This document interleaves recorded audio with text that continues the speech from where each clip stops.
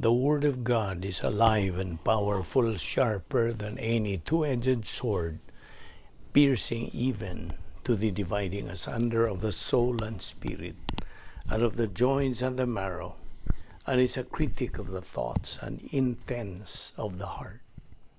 All the Scripture is God-breathed and is profitable for doctrine, for reproof, for correction, for instruction in righteousness, that the man of God might be mature, thoroughly equipped unto all good works. Study to show thyself approved unto God, a workman that needeth not to be ashamed, rightly dividing the word of truth. Psalm 48:14.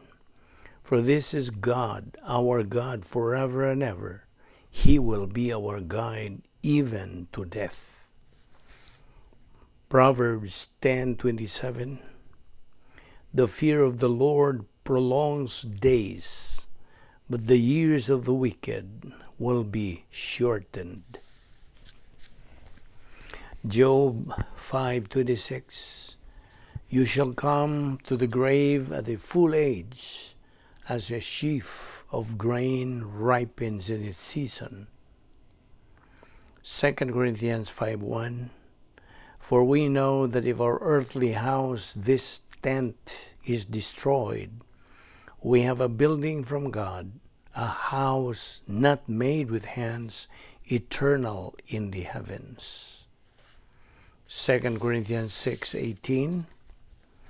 We do not look at the things which are seen, but at the things which are not seen. For the things which are seen are temporary, but the things which are not seen are eternal. Isaiah 43, verse 2. When you pass through the waters, I will be with you, and through the rivers, they shall not overflow you. When you walk through the fire, you shall not be burned, nor shall the flame scorch you. Psalm 5:11-12.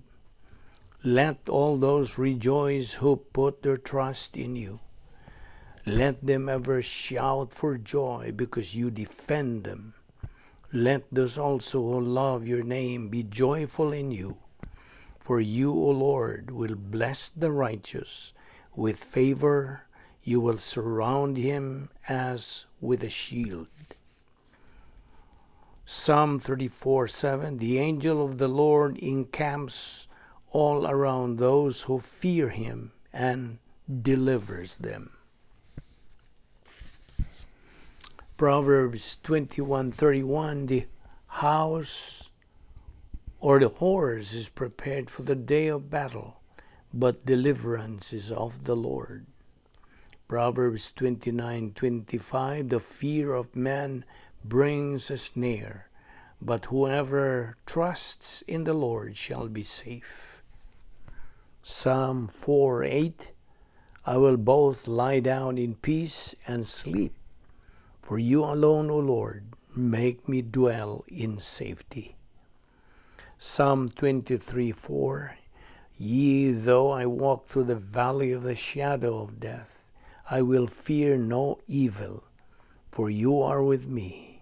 Your rod and your staff, they comfort me. Isaiah 59:19.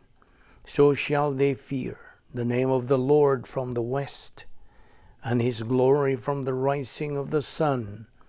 When the enemy comes in like a flood, the Spirit of the Lord will lift up a standard against him. Before we continue our Bible study today, sa dili pa kita padayon sa atong pagtuon sa pulong sa Dios, kinahanglan ang atong sugid sa atong mga sala nga nabuhat ni adlaw.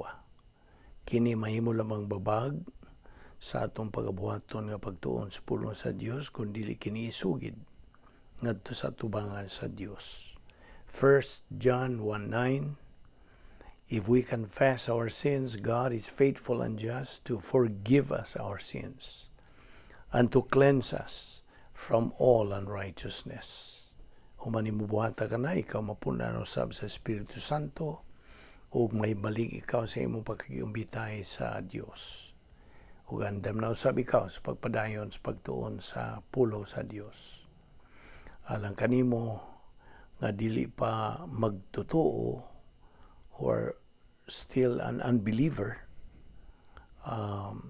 gikinahanglan ang imong paghingalan o pagtuo kang Ginoong Hesukristo nga imong manluluwas. Believe on the Lord Jesus Christ and thou shalt be saved. Mao lamang kining pagi nga ang tao maluwas. Pagtuo lamang kang Kristo lamang. Busa sa hilo magandam ta sa kaugalingon o let us pray.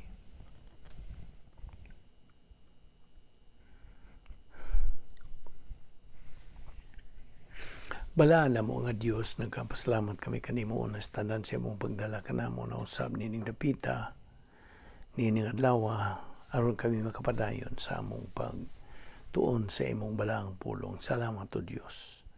Sa kinabuhi nga imong pangilugwayan hangtod ni gayuna, kini tibaylan nga imong plano sa among kinabuhi nagapadayon pa. Og nining adlaw, bisan dili kami takos, imong pa kaming ipabuhi. Salamat. Nining grasya nga among pagatun-an sa imong pulong. Salamat ni among Bible study through the YouTube ubo sa Vic Balbido Evangelistic Ministry. Kining tanan among gipasalamatan sa ngalan ni Ginoong Hesukristo. Amen. Maayong adlaw sa tanan nato mga higala, mga subscribers, mga suki na ni atong Bible study o sa atong mga kaigsuonan diha ni Kristo. Welcome na sa kaninyong tanan. Okay? Ato ipadayon ang atong paghisgot sa atong tun-anan nga giuluhan og The Unfailing Love of God. Og padayon kita sa atong hunungan kagahapon og okay. So kung andam ka na, padayon kita. When our Lord Jesus Christ, sa iyang una niyang pagani din sa kalibutan, First Advent,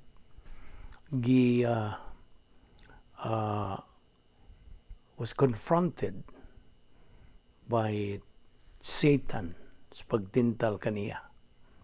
Nga unsa man tong pagtintal ni Satanas kaniya. Nga convert the stone into wine. O katoy pagtintal ni Satanas. Ug ang atong Ginoong Hesukristo mitubag lang yun ni Satanas. Man does not live by bread alone, Satanas. So, iya kining gikutlo. By the way, correction, dili kadto mo'y pagtintal ni Satanas to convert the water into wine. No, dili kadto. Ang atong gitutukan karon mao ang to convert the stone into bread. Okay? Nga mao to'y pagtintal ni Satanas nga tungod kay nagpuasa man atong Ginoong Hesukristo for 40 days. So gigutom na ni siya pan iyang appeal niya. He appealed sa pagkatawhanon ni Hesukristo nga gigutom na siya kay 40 dias god nga wa pa siya kaon. So mao na nga gitintal niya ang atong Ginoong Hesukristo to convert the stone into bread. So mao tong mitubag sa Ginoong Hesukristo nga ang tao dili mabuhi pinagi lamang sa tinapay kundi pinagi sa pulong sa Dios nga magagula sa baba sa Dios. Iya kining gikutlo usab gikan sa daang pakigsaad nga Deuteronomio kapitulo 8 versikulo 3. Now, so our Lord Jesus Christ used the Word of God in refuting sa pagtintal ni Satanas. Pinagi sa iyang pag-quote niya sa Mateo 4:4 o Deuteronomio 8:3. Kaya binimo, we have to always remember nga ang gahom sa Dios mao ang pulong. Ug ang pulong sa Dios mao ang gahom. God's power is the Word. God's Word is the power. So, if we have God's Word, kung nag-iya na kita sa pulong sa Dios, kita'y gahom. We have the power. But if we just study God's power without His divine omnipotence, wag yapon tayo gahom. You see? Kaya sabi mo, we need to consider the two options kato atong isugutan kagahapon, the two power options, feeling of the Holy Spirit ug ang metabolized Bible doctrine. Kung nasabot ka na, I hope, kung sa ibot na sabot na to sa metabolization of Bible doctrine. Ako ka na patinawan kagahapon bahin ini o review naman gani kadto. So I hope silsil na gyud diha sa imong limpatakan bahin ini. By the way, nagtuon ta dinhi sa pagkinabuhi nga tawhanon ni Jesucristo antol sa iyang hypostatic union o ang iyang paggamit sa nagkanilain nga mga espirituhanong mga kasangkapan nga that had been provided him by his heavenly Father for the purpose of pursuing his mission sa una niyang pag-anhi dinhi sa kalibutan. So, ato nang giingon nga siya nagatubo diha sa kaalam. He grew up in wisdom and stature. Lucas 2:52. So kitang mga sakop sa panahon sa simbahan, church age believers, gimanduan kita sa pagpatubo sa atong kalag diha sa grasya o sa kaibalaw kaang Ginoo Jesucristo. Segundo Pedro 3:18. So, ato nang ginaingon nimo nga ang atong Ginoo Jesucristo encountered temptations apan wa gyud siya mawad-i sa iyang focus, sa iyang pagpunting while being tempted. Wala. Kung nini nga atong panahon, an age as believers, we are supposed to maintain our focus to the Word of God. Kinahanglan untang mo dupot kita o magpunting kita ngadto sa pulong sa Dios o paggamit sa mga saad sa Dios. Aron sa ingon niya na we always realize that kadtong prinsipyo nga atong gibarugan nga ang tawhanong mga kasulbaran dili gyud kasulbaran. It's no solution. Only divine solution is the real, genuine solution. Prinsipyo na. Ug I hope na silsil na po na diha sa imong alimpatakan. Mao niya nga itong gibarugan karon nga prinsipyo. Human solution is no solution. Only divine solution is the real solution. So, kita nga mga Kristohanon, ubos ni ini panahon sa simbahan, we are supposed to be consistent in the intake of the post-salvation epistemological rehabilitation. Persistent, consistent, o nga unta kini mo tuyok-tuyok na gyud mo libot-libot na ni sa atong panimuot. It should circulate now in the stream of our consciousness. O naipangutanan ako nimo. Unsa man o kinsa man ang labing mainungdanon alang kanimo as a believer. Kinsa o unsa man, who and what is your most important kanang o kung i-rephrase kining pangutana, who and what is most important to you as a believer? Ang Diyos o ang iyang pulong? Be sure to answer it right. Now, follow-up question. Do you know really who and what God is? Ato ninggi tutukan tungod kini amang kita nagahisgot nini atong tun-anan nga the unfailing love of God. Paminaw, God and God's Word are one and the same. Okay? Christ is the living Word, while God's Word is the written Word. Dili nato na sila mabuwag. We cannot separate the two. Kung naigiingon sa panultihon nga, useless the one without the other. Ug ato namang gipatinaw nga ang nga Jesus kini hulagway sa iyang pagkamanluluwas as the Savior. Ug ang Emmanuel, unsay buta-sabot sa Emmanuel, God with us, ang Dios anaa uban kanato. Now, ang atong Ginoong Kristo, when He released His Spirit at the cross, iyan namang gibuhian ng iyang Espiritu, simultaneously, iyang gibilin ang divine atmosphere nganhi kanato nga mga magtotoo din is panahon sa simbahan for our own use and benefit. Okay? Now, kung atong gamiton ang pulong sa Dios while we reside niining atong dapit nga puloy-anan nga may gahom sa Dios, the operational divine atmosphere, we are potential winners in the Christian life. Di ba ko ba na? May puruhan ka na nga mahimong mananaog.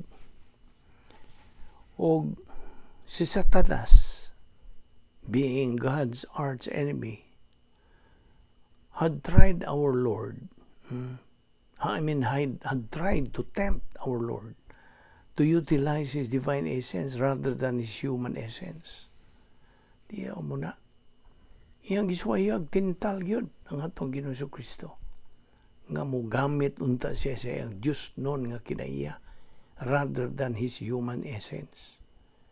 So mo na nga diya si Piso size 11 naghisgot kinibahin sa whole armor of God. Ang Diyos nagamando kanatong tanan nga mga magtotoo to use this armor.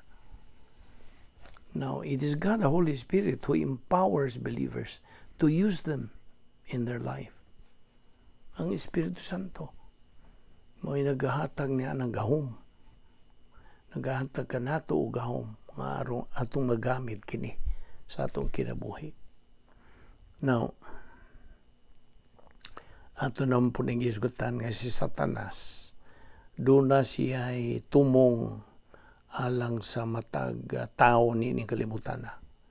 He also has a goal for every person in this world. Every person, matag tao. Unsa may nag-una niini. Unsa ning iyang goal, unsa iyang tumong. Nga, ang mga tao, nawa ko mag-isgot o magtotoo, dili magtotoo, mga tao. Okay? Or every member of the human race.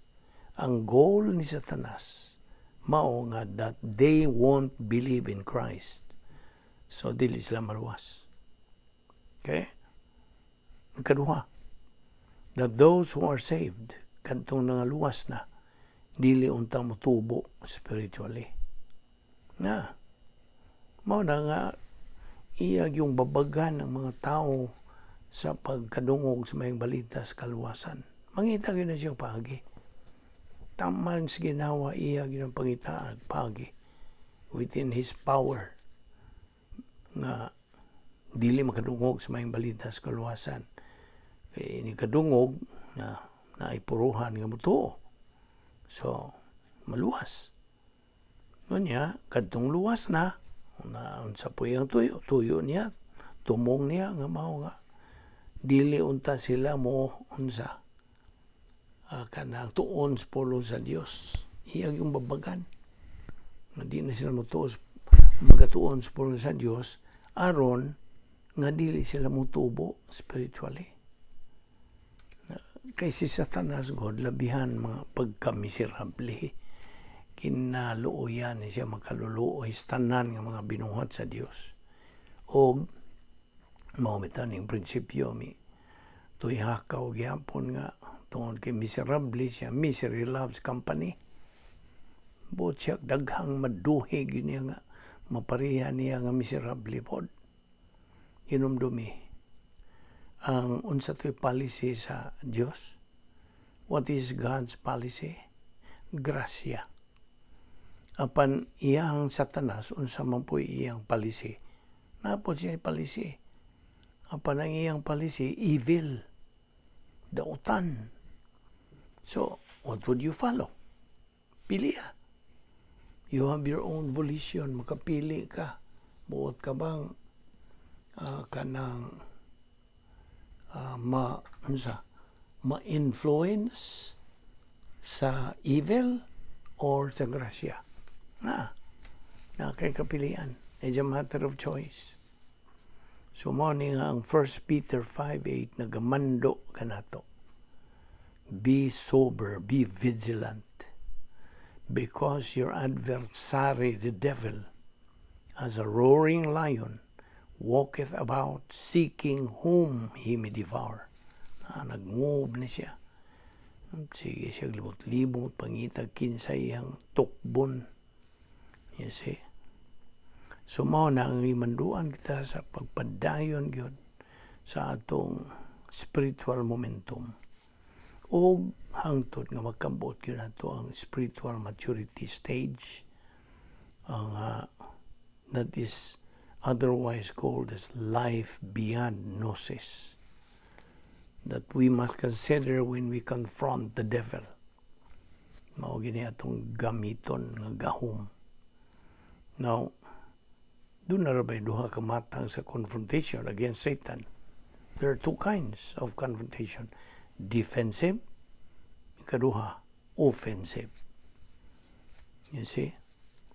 Now, kita mga magtutuo should know these two. Kinahanglan. 1 Peter 5:8, sa to? Originally, kini nagkahulugan og be sober, be vigilant. Barugi. Dili sukli. Dili. Ayaw sukli. Barugi. Truth is, ang tinuod mo kini, a believer is not mandated to sukol. No. Wa ta manduis puro sa Dios nga atong unsa suklan kini si Satanas. It is pagbarog, maintain pagbarog. Kay sa panahon nga kanang asdangon ka na ni Satanas ug di ka kabarog, unsa tumba gyud, pili ka. So mo na ang sugo o mando sa Dios mao nga barog. Now, dili magkakabarog yapon kung wa kay pagpadayon consistently and persistently studying God's Word. Wala. Dili ma-maintain ang imong pagbarog. Now, this is a believer's offensive combat. Mao kana. Offensive na. So, a believer must be equipped. Kinahanglan sangkap siya gyud sa gitawag og flatline of the soul. Flatline of the soul. Spiritual combat is not a matter of prayer. Di madaog. Ampo. But it is a matter of using God's 10 problem-solving devices na. Pagamiton lagi ta niining napulo ang paagis pagsulbad sa mga suliran. Gisang ka ni sa Dios ka nato. Mao na nga isig pangutana ta gigamit ba nato? Now, kaya daghan mo mga tao nga they misuse prayer by asking for things they already have in their spiritual life. Di man mahimo na. That is misuse sa pagampo. Taga ka na ko ehemplo, no? Katong pagampo ni Pablo, to have God remove his thorn of the flesh. Nomdom ka? nagampo si Pablo. Ginoo tangtanga kining tunok sa akong lawas, sa akong unod. Now, okay, namusod ta nining doktrina sa pagampo. Remember the agenda of prayer? Unsa katuto atong gihugutan sa atong past lessons? Operation CTIP. Okay? Operation CTIP. Unsa man ni? Ang C, confession. Ang T, thanksgiving. Ang I, intercession. Ug ang P, petition. So, I hope imo nang gisuwat diha sa imong iPad baron o sa imong notebook. Okay? So, mao ni ang agenda of prayer. Guide ni nato. Confession, thanksgiving, intercession, petition. Unsa man ni confession? Pagsugid sa atong mga sala. 1 John 1:9. So, kung natay mga sala lagi, ato nang isugid nga tus at tubangan sa Dios. Homologeo. Okay? Isugid. Og ang pagsugid, igor nimo nang hinganlan, imong admitihan, imong angkunon nga nabuhat nimo kadto, cite, enumerate, mo ni confession. C.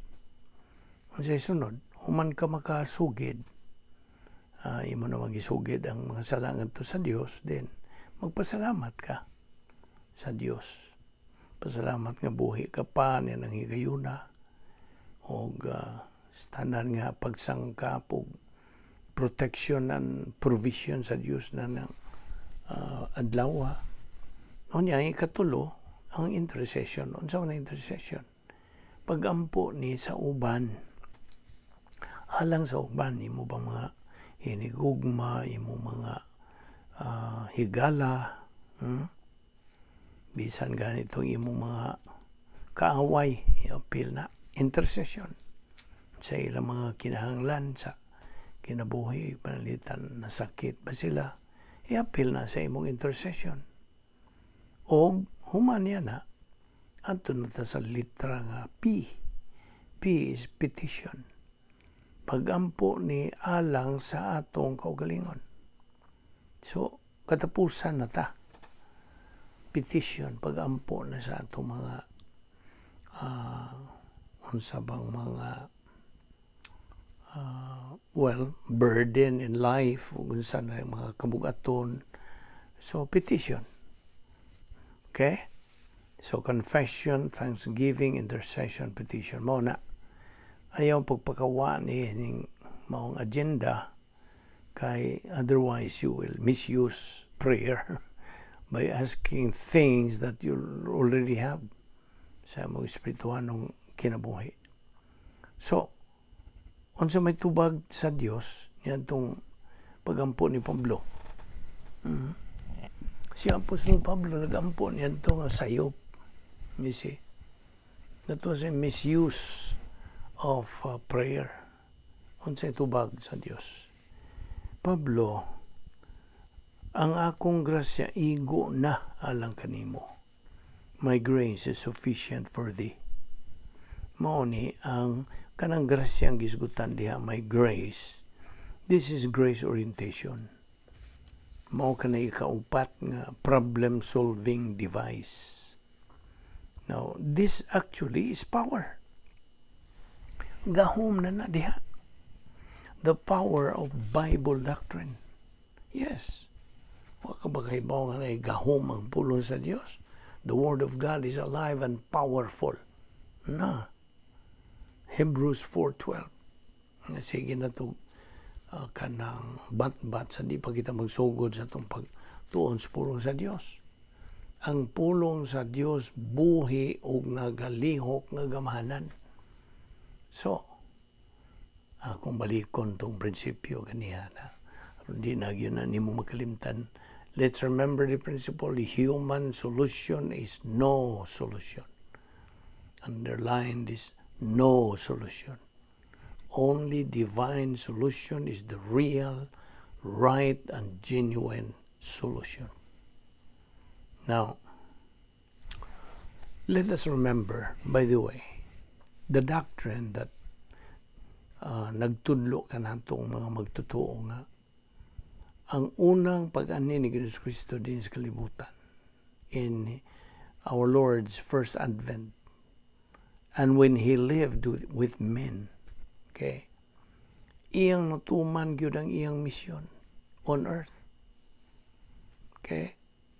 Iyang natuman by utilizing all the spiritual assets nga gisangkap sa Dios nga amahan, iyang langit nung amahan, nga wa gani niya gamita ang iyang Diyos nun nga kinaiya. Mao lagi ito the doctrine of kenosis. Wa niya gamita. He emptied himself. Satan, kini si Satanas nga arch enemy sa Dios, naningkamot kiyos pagtintal sa atong Ginoo Kristo. Mao lagi na nga to turn the stone into bread. Samtang atong Ginoo Kristo nagapuasa for 40 days in the wilderness. But our Lord defended Himself by using God's word. Mao rin ito magamit. Kung natintalo na ganita, ay daghan mga hintis pagtintal, si Satanas mismo, mga demonyo, kanang atong kinaiyang makasasala. You see, all of this, gilibutan kita sa atong mga kaaway. Mao na ang pulong sa Diyos des Episo 6:11, bahin sa whole armor of God. Ang hingpit nga panagang armor nga gisangkap sa Dios kanato. Now, we believers should use, meaning maong armor at all times sa tanang higayon. How? By studying, learning, believing, and applying the Word of God. Operation SLBA. So, 1 Peter 5:9, whom resist steadfast in the faith. Now, only when we reach spiritual adulthood nga atong magamit kining offensive action against Satan. Mora na higayon nga kanang maepektibo kanang maong ang atong offensive action batok ni Satanas. Natuan na ta nagakabuot kita sa spiritual adulthood. Apan kon naapata sa spiritual childhood, now we can only use our defensive action against Satan. Panagang ang spiritual combat, by the way, is not a matter of prayer. Timanin na. But it is a matter of attaining our spiritual adulthood. Atong pagkabot na yun sa atong objective, common objective as believers, spiritual adulthood or spiritual maturity. In fact, ang pagampo, naibaw ka ba? Nakadiparar ka ba nga? Ang pagampo dili ni problem-solving device. Do you know that? Wala ba na malista sa 10 problem-solving devices nga gisangkap sa Diyos kanatong mga magtotoo? Wala. Ang labing tinuod, ang prayer, ang pagampo, is our spiritual communication with God. Kasabot ka? Atong espirituhanong pagpakig ka ng kukabildo uban sa Diyos. Oh, by the way, when we talk about the principle, human solution is no solution, only divine solution is the real and right solution. Ang divine solution can only be learned. Paminaw. Ato lamang kining makatunan diha sa sulod sa atong dapit nga may gahom sa Dios. Operational divine dynasty. ang atong residence. This is our residence, function, and momentum. Samtang ana kita sa sud sa Royal Palace. Mo nilaingan nining atong puloy-anan, ato residence. God's power system, Royal Palace, Christian way of life, the protocol plan of God, uban pa, the unique spiritual life of the believer. Mao ni ang atong offensive weapon samtang naata sa sulod. Now, remember the three spiritual skills yapon: rebound, Operation Z, ug ang imong paggamit sa 10 problem solving devices nga gisabi sa Dios kanato. Now, ang espiritualong kinabuhi, the spiritual life, nanginahanglan kini both offensive and defensive tactics to combat our spiritual enemies. Just like in martial arts combat. Familiar ka mag martial arts combat. So, sa espiritualong kinabuhi na to, nanginahanglan both defensive and offensive tactics. Now, so let us remember sa napulo ka mga kasulbaran or napulo ka paagi sa kasulbaran sa atong mga suliran nga gideploy on the flat line of the soul. This is a believer's spiritual weapon. Okay, mo na atong hinagitan armas. So, atong inumduman katong 10 problem solving devices. Rebound, feeling the spirit, faith rest drill, grace orientation, divine plan for the church, privacy of the priesthood, impersonal love for personal love for God, impersonal love for all mankind, inner happiness, personal sense of destiny, and occupation with Christ. Pumalikon. Ang una yun ay 10 problem solving devices. Ang una yun ay rebound. Ang yung pagsugid. Kung magsugid, you are filled with the Holy Spirit. Okay? So, feeling of the Spirit. Sunod, ang imong faith rest drill. Ang imong pagtuo nga nagdala og pahulay. Faith rest drill. Ikaupat, grace orientation. Pagpahimutang, pagpahilunan mo sa grasya. O niya, sunod, doctrinal orientation. Imong pagpahiluna o pahimutang sa doktrina, pulong sa Dios.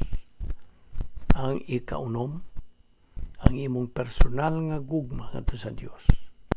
Ikapito, ang imong impersonal nga gugma ngadto sa imong isikatawo.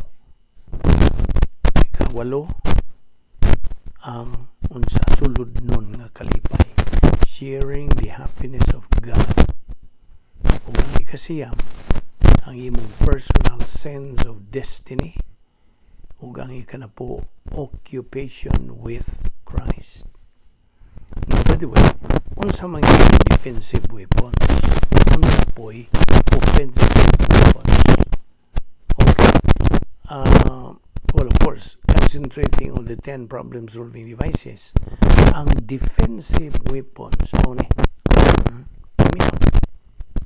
rebound, feeling of the Holy Spirit, o faith rest drill, or faith rest technique. Muli ang defensive weapons. Okay? Pagpanagang ni mo ba imong hinagiban nga panagang, okay, defensive. Sakto ba naman niya? Okay.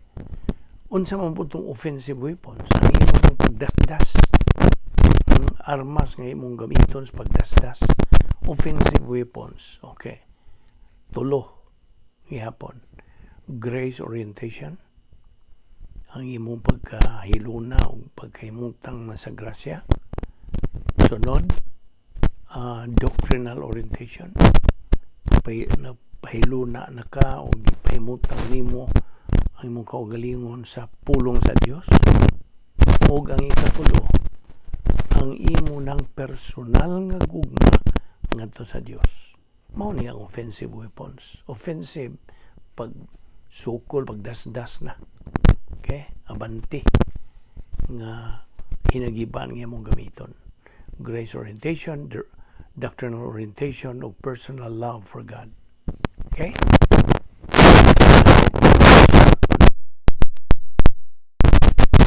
Sa diha nga atong ma-establisar ang atong defensive action. Defensive, papanlipod. We can kick off our offensive action. Atong iwakli na lang. Then we win in the spiritual fight. Kaya ito namang ipahimutang ang defensive action. We can kick off our offensive action, then we win. Diha sa spirituhanon nga away. We use our spiritual skills, spiritual self-esteem, spiritual autonomy, maturity. Ang tuyo ni offensive action. The aim of our offensive action is to be able to fulfill God's protocol plan for our life. Aron kita makatuman sa protocol nga plano sa Dios sa atong kinabuhi. Mao na ang tuyo sa offensive action. Now, ang offensive action sa Kristohanon mao ang post-salvation epistemological rehabilitation, ang imong pagbuhat og outreach, ang imong evangelism, ug ang imong mga function ingon nga Kristohanon ug uban pa. Mao ni offensive action. Okay. Now, sa pagpadayon ini, when we study God's Word, atong tun-an kini as a whole. Ang kinatibukan. Not just by verse or by chapter or grabe pa, worse, by just memorizing some verses without learning the doctrinal principles behind them. You see? That is why we have to study the Bible as a whole. Sa kinatibukan. Now we learned the Lord Jesus Christ hypostatic union. Pinagi sa itong pagtuon sa Biblia. Musta? Kamara man ni paagi. Ang atong Ginoong Kristo is the main subject or the center of our study in the Bible. Di man nina. Mao, nga we study the Christian way of life to be able to fulfill unsa man gyud ang kabubuton sa Dios atong kinabuhi samtang ni apatan nining kinabuhi. So, we study the flat line of the soul kay mao man ni ang garrison kini sa matag Kristohanon. There we also learn both offensive and defensive tactics in the Christian life. So, okay.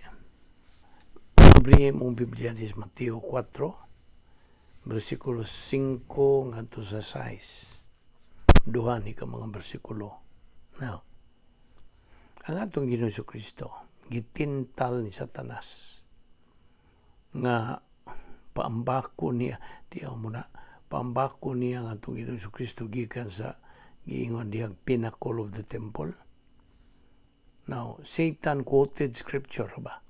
Mikutlo kunohay kaya siya kanang pulong sa Dios nga he ang Dios shall give his angels charge concerning thee. Tiyo mo na. Iyang gikutlo ang diha sa Salmo 91:11 nga nagaingon, for he will give his angels charge over thee to keep thee in all thy ways. Now, Proverbs 3:5 and 6. Popular maning bersikulo nag-ingon, trust in the Lord with all your heart and lean not on your own understanding. In all thy ways acknowledge Him, and He shall direct thy paths. Now, kung sa may gitubag ni Jesus Kristo niya itong pagtintal ni Satanas nga iyang paambay pinakol of the temple. Matthew 4:7 sa itubag ni Jesus Kristo. Jesus answered him, "It is written again, thou shalt not tempt the Lord thy God." Nahilom si Satanas. Okay.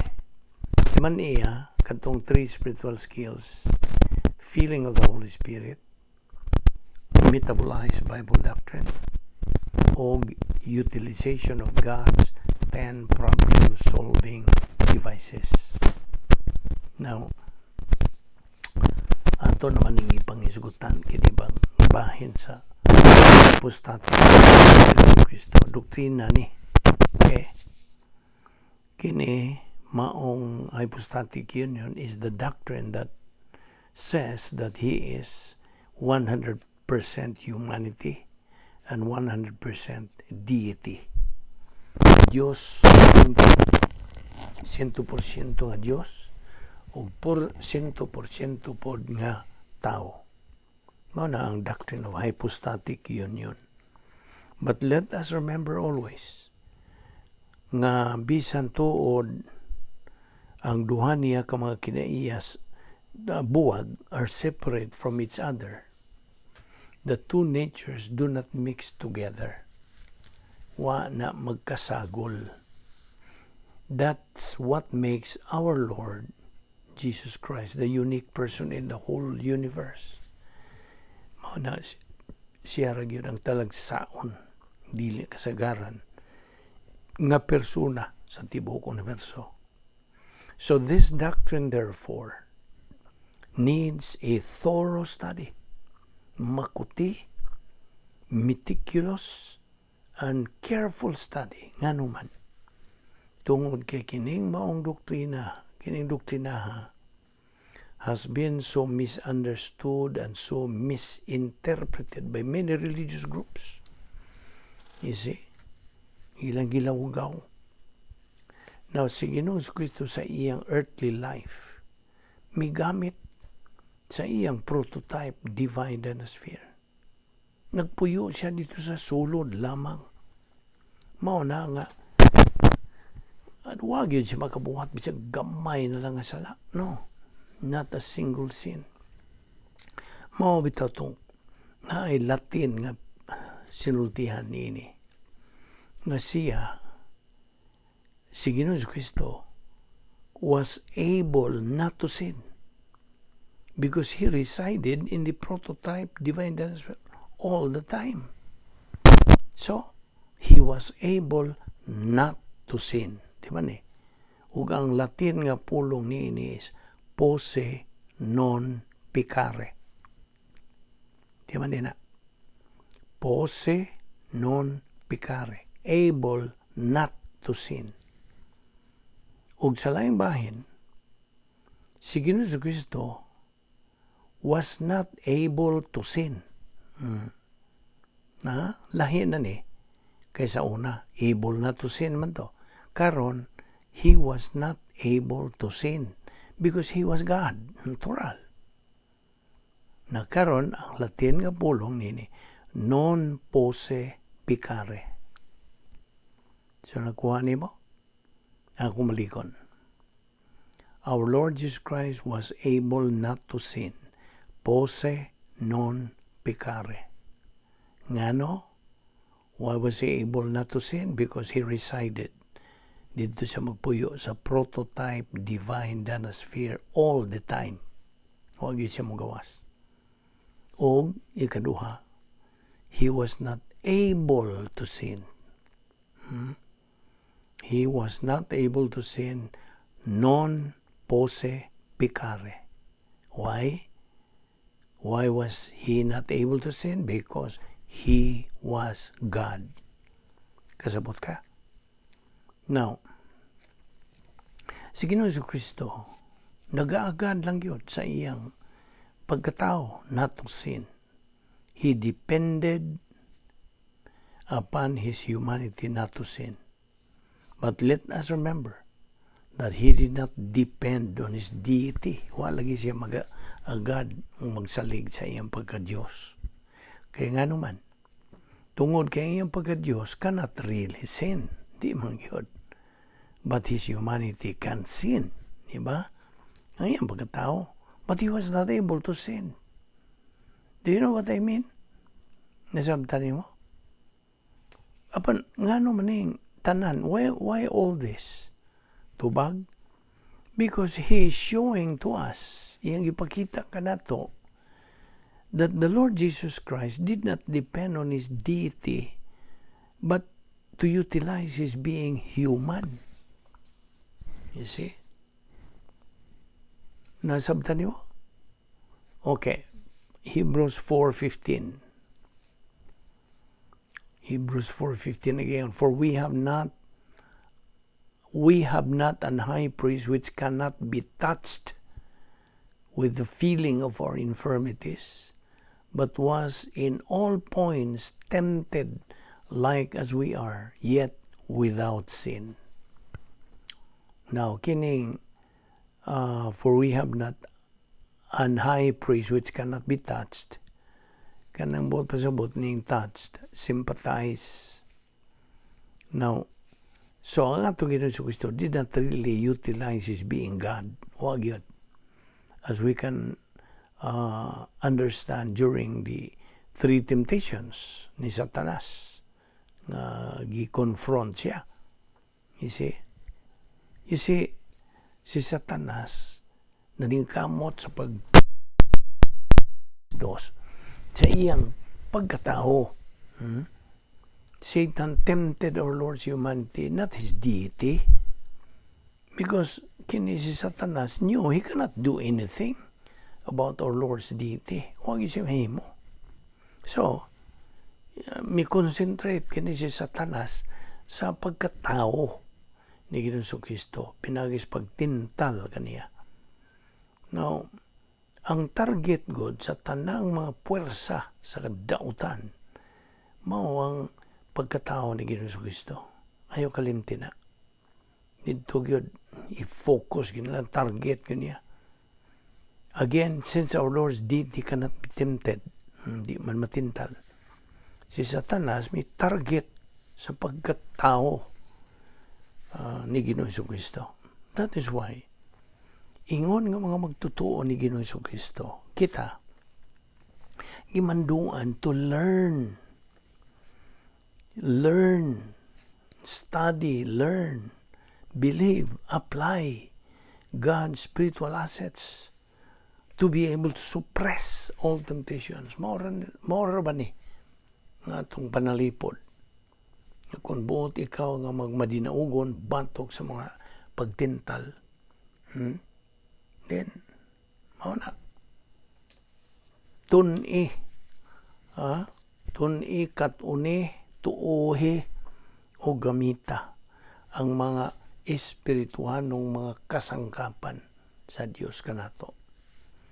Wa ra ba gito ikapangulipas? We have no excuse not to be victorious against any temptation. Wala.